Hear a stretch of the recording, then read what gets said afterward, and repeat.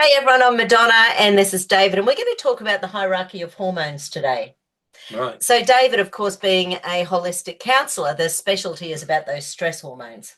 So, cortisol, adrenaline, noradrenaline, that sort of thing. And when our body is running on those stress hormones, it affects everything else in the body. As opposed to the positive ones, which are getting right, serotonin, dopamine, Yes. oxytocin, and endorphins. Yeah, so they deliberately take a back seat Right. because if your body believes that you're under stress, it believes that even if it's that unconscious brain, it's gone into a space where it goes, it does not matter if I can get out of bed today. It does not matter if I can sleep tonight because it's more important that I stay alert so that when the tiger pounces, I see them coming. And overthinking. And overthinking, absolutely. And how many people overthink? Mm. Well, not when we overthink, our brain goes faster, so our memories get laid down faster and it's not as efficient. Yeah. Yeah. And there's that whole thing where when we don't have enough of the activated B vitamins, if we've got an MTHFR problem or something like that, and we're not utilizing the vitamins and minerals from our food, we end up we back up toxins in our liver more easily. And if we back up toxins in our liver's more likely to make something called fibrinogen, which is that sticky spider web like stuff that I see in live blood all the time. And it's one of those things where it's really nice to see because you say, well, this is all about the liver, but at the moment your body is clotting, so it thinks it's going to die.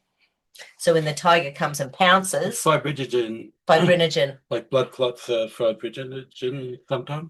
They can be, absolutely. So fibrinogen is a sticky substance that your liver throws out when it knows that, firstly, we're under threat, but also if it knows there's something in the bloodstream that the liver isn't keeping up with. So it might actually throw out fibrin deliberately just to sop up what it's not getting to in the bloodstream. It's like a cleaning thing. Oh, yes, but you don't want too much. Yeah. And then if you have it in the wrong places, it can stop your own stem cells from going and healing things in the body.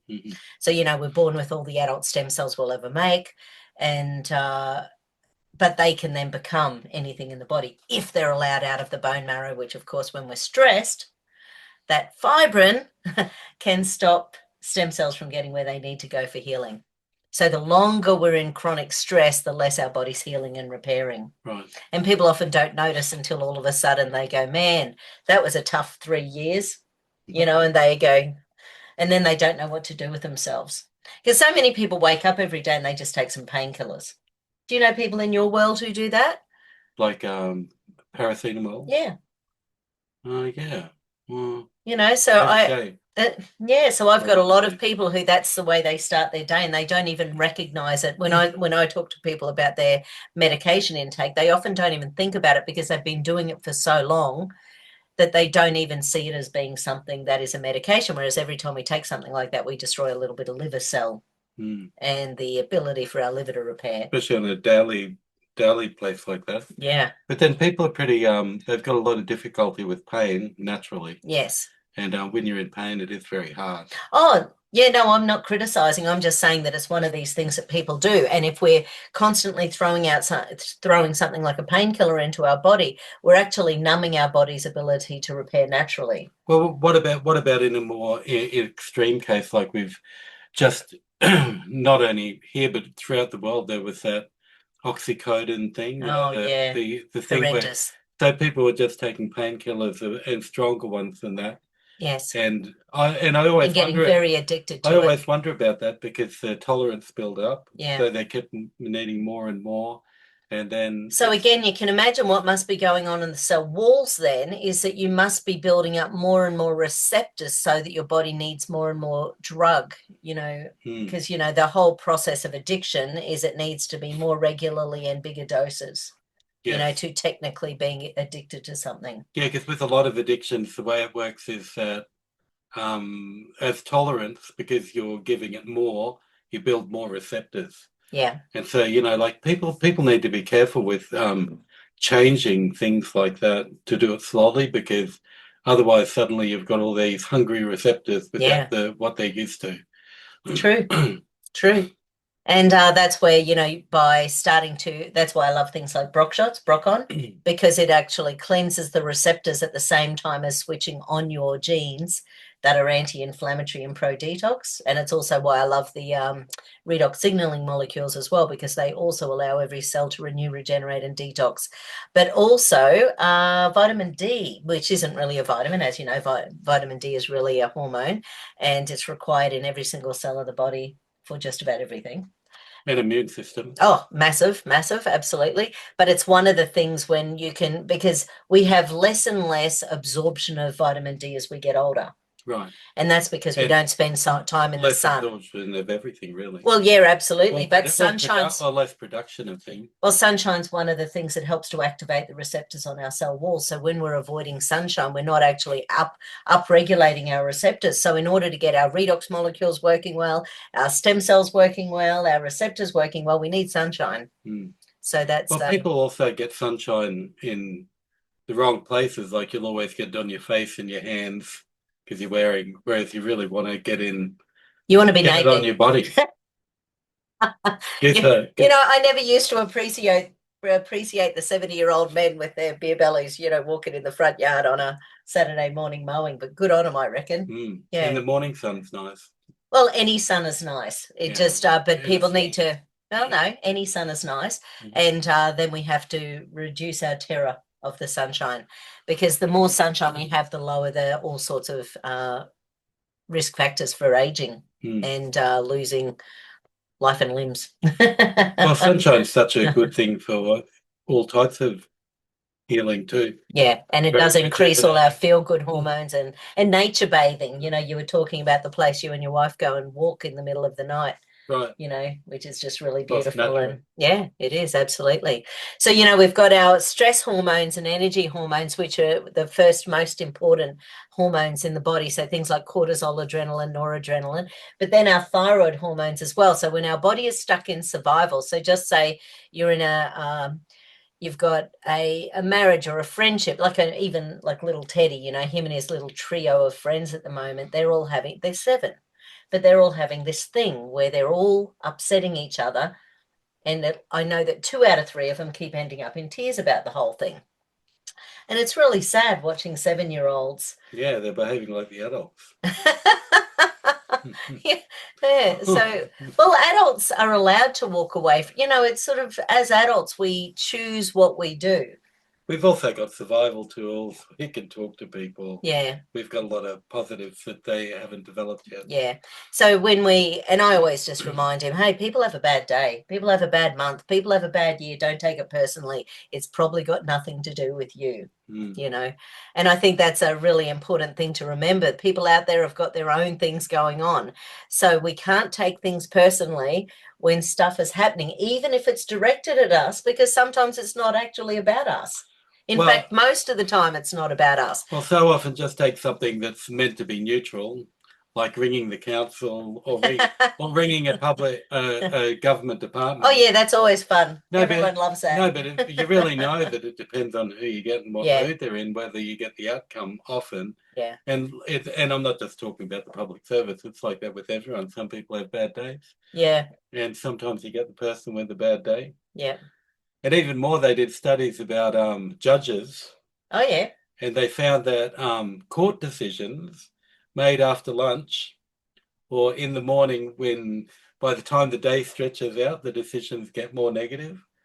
But after lunch, you're more positive. And how interesting. It's very interesting. And there were studies done on that. And so, it's like people have bad days, but people have bad times of the day too. And sometimes, so I'm careful when I ring. It's like, you ring in the morning or ring after lunch. That's really funny, because obviously a big part of that would be insulin and glucagon balance. Course, yeah. So insulin can drive cortisol, insulin can drive stress hormones. Insulin can just really affect our ability if we're not blood sugar. And the whole term hangry, which I never used to really get.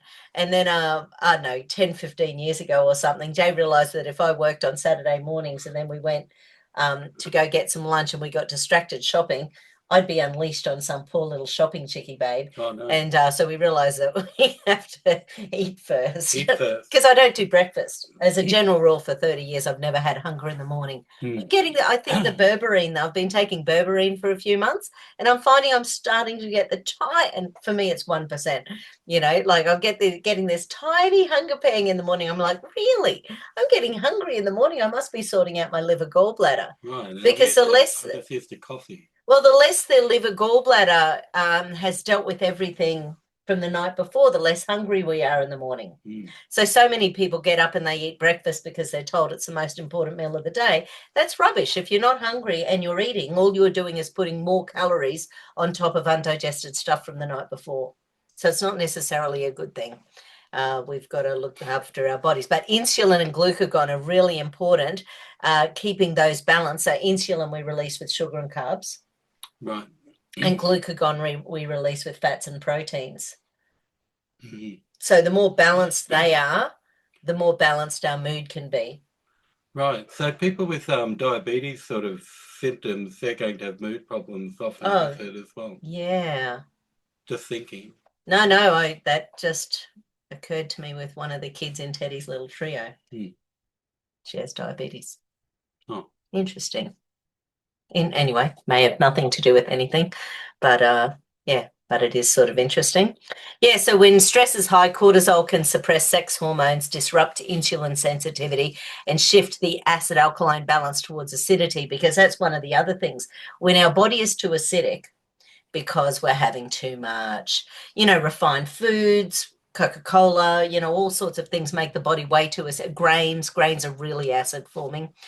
So when we're having too many things that are acid forming in the body, then that also depletes minerals. Oh, okay, does it? Yeah. So because magnesium, calcium, and potassium are three of the most alkaline minerals in our body. So therefore, if we're acidic because of our lifestyle or stress, then basically our body will pull magnesium out of our bones, or potassium out of our nerves, or calcium out of our calcium from the bones, magnesium from the muscles, potassium from the nerves, and then it combined with things in the bloodstream as well, which can basically end up causing little clots. And then your liver can release cholesterol to go and bind onto those little things as well. And next thing, you've got a little clump that the body says, oh no, cholesterol's bad, but it's actually the acidity that's the problem, or the stress that's the problem, or And you can help your acidity with a little bit of bicarb soda. Get a really clean bicarb soda. There's ones out there that are, if you just buy it from the supermarket, you're likely to be getting a free dose of aluminium with it. So unfortunately, there's a bit of free. Free aluminium. We don't get enough from the sky. So it's one of those things to be aware of. But yeah, half a teaspoon morning and night. So as soon as you wake up, last thing before bed. And half a teaspoons are good for just about anyone. Yeah, it's got to be away from meals, though, because what it does is shuts down your hydrochloric acid in your gut. So you need hydrochloric acid in your stomach in order to break down your protein. So an hour before or an hour after. Yeah. So if you're having, so what sort of high protein vegetarian sandwiches would you, and I know you don't eat bread, but what would a high protein vegetarian sandwich be? Oh, I eat bread sometimes. High protein. Yeah. Like avocado and cheese. Yeah. So you can imagine. Peanut. Oh, yeah, nice. So what ends up, my point was going to be that when you surround it by bread and that hits your taste buds, your brain is going, is this carbohydrates or is this protein? So a lot of the time, if we have a meal that's a combination of carbs, proteins, fats, but the taste buds taste the carbohydrates first, they will switch off hydrochloric acid. Which is the yummy part, because carbohydrates tend to be yummy. Well, they turn into sugar. Yeah, so of course our taste buds love them. But the problem is that then you end up with the cheese and avocado not being digested, so you're not getting that out of your body. So sometimes when I've got people and I'm doing, say, my VLA bioimpedance screening, and I'm seeing that their muscle quality just isn't getting better, sometimes they're just not releasing enough hydrochloric acid from the stomach. Right. This is where Celtic sea salt comes in. So you get that Celtic sea salt on your tongue, have it in your water as well, but definitely on your tongue, because when it's on your tongue, you're changing the taste bud receptors, and the sodium chloride, hydrochloric acid, the sodium chloride in Celtic sea salt helps to activate the hydrochloric acid in the gut. So you can't make hydrochloric acid without sodium chloride. Celtic sea salt's a great source. Oh, really? So low salt diet will... Oh, it's so bad for people. Right. I mean, don't get me wrong, normal table salt's terrible. It's got 2 minerals. So Celtic sea salt's got 82. Really high quality salt. Yeah. Because you don't use very much of it, so it's good to have better quality. My clients go through more Celtic sea salt than anyone, I think. I say, put it on the table. Every time you walk past, put some on your tongue. Right. Because we've got to get that mineralization going in the body. Well, we have that as our general salt. Yeah, good. Good. Yeah, so the 82 minerals, including 4 magnesium, so it's got a whole bunch of good stuff in there, the good old Celtic sea salt. Metabolic regulators. Yeah, so the whole acid alkaline thing, that's a real problem for people because every disease state as we get older can be linked back to acid alkalinity. Okay. So whether it's cancer or heart disease or, all sorts of things. Right, so you're saying that stress things are... stress causes the problem with so many things. Yeah. Like everything. It's bad for blood sugar, bad for heart disease, bad for cancer. Yep. Absolutely. Like as a really major risk factor. Yeah. No, that's true. Hierarchically. Yeah. So obviously the acid alkaline, it's not really hormones, but it affects everything. It affects the respiratory and renal function. It influences our cortisol, aldosterone, our thyroid hormones, all sorts of things. So, that's why you've got to have water, but you've got to have the minerals in there. If you're drinking plenty of water without putting minerals in them, then you are depleting your body of minerals. You're flushing them through. And the other thing is you've got to filter your water. I know it's basic, but you've got to filter your water. That fluoride and chlorine can really bind with a lot of things in your body, and it is definitely linked with issues with breast challenges and memory challenges and stuff down the track. So, and fluoride and chlorine in water, they actually bind with iodine receptors. So, and iodine's also required in every cell of the body. So, you need iodine salt. Oh, that's a no. I mean, if you get a really clean one, but I have never seen a clean one. Right, but do people have a general iodine deficient problem? Oh yeah, in the world? Yeah. No, because so many people have got Hashimoto's and kids are being born these days with thyroid dysfunction. Because here in Australia, we've got a rule as to how much iodine is allowed to be. Iodine's about thyroid. We need iodine and iodine and tyrosine to make thyroxine for your thyroid, which is our master thyroid hormone. But because fluoride and chlorine have an affinity with the thyroid, so when we're not filtering our water, we are literally, it's like a sponge that's sopping up the fluoride and the chlorine. It's funny what the thyroid does. Like it can be affected by all types of organophosphates and what's the one, herbicide. Yeah, they can affect thyroid. And ironically, it's like when people get cancer, from radiation, they end up with thyroid cancer. Yeah. And like the thyroid's an interesting organ. It's a lymph thing, isn't it, really? No, but there are a huge amount of lymphs either side of it.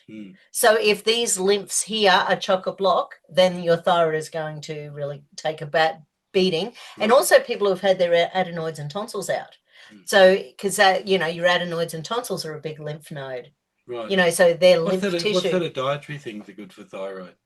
It's a seaweed. I always think of foods as, because I'm really into finding foods that, because if you want to get all your nutritional things, you really need a broad variety of food. Yeah, but you can't do it. You can't do it just from your food. Like all the nuts, seeds, everything. They're different types. There is very few things with high iodine because it's deficient on the planet, and because it binds with toxins. So it's really challenging. But it is things like the seaweed.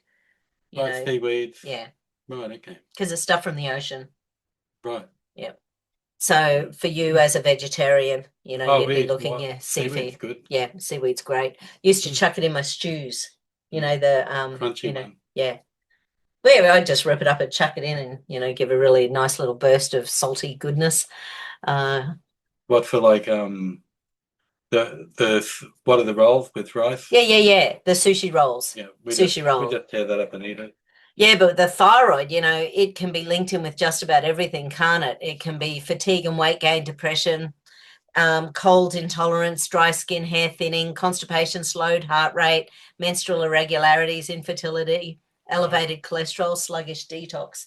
So, if that thyroid starts to slow down because we've been running on stress a long time, then, it takes a long time to reverse that. And people really are so used to quick fixes these days. You can't do that. We got, 37 trillion cells in our body. It takes a long time to repair them and to change that whole thing. But every day, if you're thinking, okay, what am I doing today to bring myself back into balance? I'm getting my first sunshine in the morning. I'm using my red light therapy. I'm doing some grounding, getting out in nature, getting out in the grass, avoiding the nasty skies when they're nasty, all those fun things, avoiding the glyphosate, choosing a few things in your diet where you can afford to do some organic, So things like glyphosate, they can affect your thyroid. Yeah, no, the thyroid loves glyphosate, unfortunately. Right. Yeah. And all those endocrine disruptors like the phthalates and BPAs, all those plastics, they have to avoid that stuff because either our food's wrapped in it or it comes in it. Yeah, absolutely. Yeah, so glyphosate impairs the iodine uptake. Oh, that's interesting. Yeah, fluoride and bromine.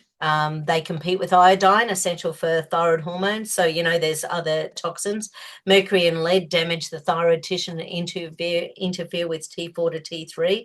That's why I like doing the oligo scans occasionally for people and find out what their master level of heavy metals is in their body and what can we do, to really start shimmying them out because more's coming in every day. So if we're not doing something, you never get rid of these things out of your body in the world we're living in. So it's about getting enough out, moving things through your body on a daily basis. So you've got a net, less is better. Less is better. Yeah. But things like, so genetically modified soy really messes with people's thyroid. So when I was vegetarian for 20 years, I always bought organic soy, organic non-genetically modified, because as soon as it's GMO, then that is known to increase all sorts of shenanigans within our bodies. So we need all the GMO stuff's like Roundup resistant, isn't it? Oh man, it's so scary. And now they're talking about RNA pesticides, so that's been approved here in Australia as well as in the US for experimenting. So, Uncle Billy's probably involved in that. Oh, it's just excitement over making things. Oh yeah. And the non-butter that he's just released, some startup in it's made out of carbon. Because that's what you want to eat. Butter that isn't made of anything except carbon. Delicious. Natural. It's just crazy, isn't it? But yeah. So basically getting all these hormones up and balanced, is fairly important, if you want to live a long, healthy life. I mean, if people don't care about their health and are happy taking heaps of drugs, and, that's fine. But it's never been my go-to thing to take medications, even to my detriment sometimes. Right. So when I injured myself going to New York about 20 years ago, I had so much fluid in my legs and my spine because I don't travel well, that I was in excruciating pain for like 3 days. I was there and back in 6.5 days to New York. Like, it was ridiculous. I shouldn't have done it. But I had pain for like 6 months afterwards. And I was in the middle of a massage one day and it was like months later and I went, oh, I should have taken drugs. It just didn't even occur to me. Well, nothing should be, any prohibition's bad. Like I look at drugs for emergency and, because sometimes you're in pain and you just got to push through. Yeah. And, but the problem is if you get into habit of taking them regularly without fixing the thing that's causing it. Yeah. Yeah. Yeah, so hormones. Sort of interesting because you can imagine if all of this is happening from the top, with the stress hormone, the thyroid shutdown, and then the overloading the liver, then people's libido isn't great. And, so it ends up affecting relationships and things like that down the track as well. Because again, if your brain is in that unconscious position where it thinks it's going to be attacked by a tiger every day, why would you stop to have sex with your partner? Because then the tiger might pounce and you both might die. Right. Oh, yeah. It's a good, so libido. way to die. There's worse ways. So, libido is one of those things that's very much linked in with health. Mm. You know, so when people come in and say they don't have a good libido, like that, there's a whole health thing around that. Oh, right, with libido. Yeah, sure. You know, it's not just. Well, it has to do with blood flow, and it has to do with nitric oxide. Yeah. Has to do with. And you know, I've mentioned my doctor, Dr. Flavio Carigiani, Brazilian doctor, who's really quite brilliant. And he was 26 when he became an endocrinologist. Maybe he wasn't quite, but anyway, when he was young. And endocrinology is generally dealing with the That's hormones, absolutely. and also the other neuroreceptors, like the dopamine. Well, lots of things. Yeah. So he was very young, around 15, 16. He was always fat, fair, flabby, just had no energy, had chronic fatigue in his teens, and no one ever found anything wrong with him. And they kept saying, well, you must have adrenal exhaustion. So he might have had one of those viruses like fever or yeah, maybe fever. They'll give you. So he just knew how useless the doctors were, and so he started studying, and he was one of the first published endocrinologists under 30 in the world. Yeah, because that's a pretty new field, isn't it? Like because a lot of the measurements they can do with neurobiology, they've only just been able to really look at them more closely in the last 30 years. Yeah, right. 20 or 30 years, because we couldn't see that level of microscopic, like the way neuroreceptors work, like in counseling and psychology theory, it's kind of like almost a new thing. Yeah. Because they couldn't kind of measure it before or something, or they couldn't, I don't know how it's become such a, because in counseling, it's a major thing. Yeah, and in naturopathy, it's a major thing. Yeah, but I'm just thinking it's a newer thing because it's going into the research more and more and more because it's kind of provable. Whereas before, a lot of stuff with psychology was more guesswork. Right. But once they worked out how, say, like, with ADHD, you've got a problem with dopamine. They're not hormones, but they're similar to hormones. Yeah, neurotransmitters. You've got a dopamine problem and you've got a neuroepinephrine problem with energy. And so because they're not functioning properly in the neuroreceptor, people are sluggish and distracted. Yeah. Because in normal people, they work fine. And so, but the understanding and the studies on that are really fairly recent. Yeah, so you just made me ask the question. Norepinephrine is a neurotransmitter in the brain and a hormone when released by the adrenal glands. Oxytocin is a hormone that acts as a neurotransmitter to influence bonding and trust. Right, so here we go. So yeah, there is a bit of an overlap. They overlap. Yeah. Where some are more hormone than neuroreceptor. Yeah. And cortisol, which is our master stress hormone, it increases glutamate. Glutamate's the one, so our products are Calmex, Neurocalm, that sort of thing. It's a negative excitatory hormone. That's right. It increases glutamate, and glutamate makes our brain stressed. So things like we don't have enough GABA when that's going on. So it suppresses our serotonin and dopamine. Yeah. Estrogen, and this is where girls taking synthetic estrogen with the pill, it enhances serotonin, dopamine, and acetylcholine. Real estrogen does, but synthetic estrogen can do the opposite and cause all sorts of problems. Right. Because you can look up the foods that make these things improve, or because they're foods as well as supplements to help.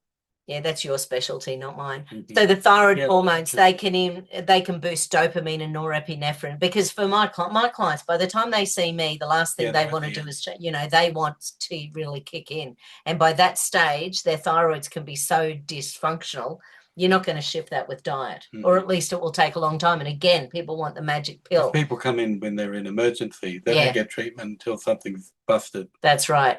Insulin facilitates the uptake of tryptophan, which is involved in serotonin synthesis, and progesterone calms the brain via GABA receptor modulation. So, all of these things, they all have effects on other hormones as well, hormones and neurotransmitters. Yeah, they're all like that. And they go up and down together. Yeah. And the whole HPA, the hypothalamus pituitary adrenal axis, stress increases all sorts of things, which eventually affect our serotonin, dopamine, and GABA. So we are not one hormone or neurotransmitter. We are a battery of all of these things all the time. No matter what we look up, stress keeps coming up. Oh, yeah. It's something that interferes with everything. Yeah. And so managing stress is a really big factor. Yes. But that's a really big job. Yeah. And because the way we do things, like a lot of it comes down to lifestyle too, because the way we do things, the lifestyle options or styles of lifestyle we choose to live are often producing those problems. And changing lifestyle is really hard for people. Just think about anyone you know who's given up an addiction. Well, I've listened to a fair bit of Jack Kruse recently, and of course his answer to everything is spend 5, 6, 7 hours in the sun, because every cell receptor also has these amazing light receptor connections with it. So I really need to delve more into that as well. I'd love to interview him for my podcast. Well, another thing about that is they find people with depression, if they go out in the morning into the sun, out there, it wakens that up. That, because depression could be such a slow down, demotivational thing. That's hard for some people to even leave the house, because they'll have a social thing with it too. But just going out in the sun and standing it in the morning can really just stop that. And I make sure, one of the things is that your eyes are constantly rebalancing you to the time of day. So every time you go outside, whether you're just sticking something in the bin or getting something from the mailbox, look up at the sunshine. Look for a couple of seconds with your eyes open, a couple of seconds with your eyes shut. You're constantly resetting your circadian rhythm. I heard this week that our breast milk has its own circadian rhythm. So mums who are actually, how cool is this? So mums who are actually breastfeeding, say in the morning, before they go to work, and then the dad is giving the breast milk through the day, that's not how it should be done. Morning breast milk should be fed to the baby in the bottle in the morning. Nighttime breast milk should be fed to the baby at nighttime. So a lot of women who are breastfeeding and pumping, they need to be thinking about the time of day as well. Don't put them off any part of it, because breastfeeding is amazing, but that can be part of the issue if bubbies aren't sleeping. And, so did you know that? No, I didn't. It's pretty cool, eh? So, yes. What babies sleep? Oh, some babies sleep, don't they? I heard about that. That was a rumor you heard once. Okay, I think that's good. Is that good? Yeah, good. So any questions, pop them down below, and if there's anything you want us to do a video on, let us know. Cheers, everyone. I could be hormonally challenged myself. Obviously, if you need an appointment with David or I, let us know. Cheers, everyone. Thank you.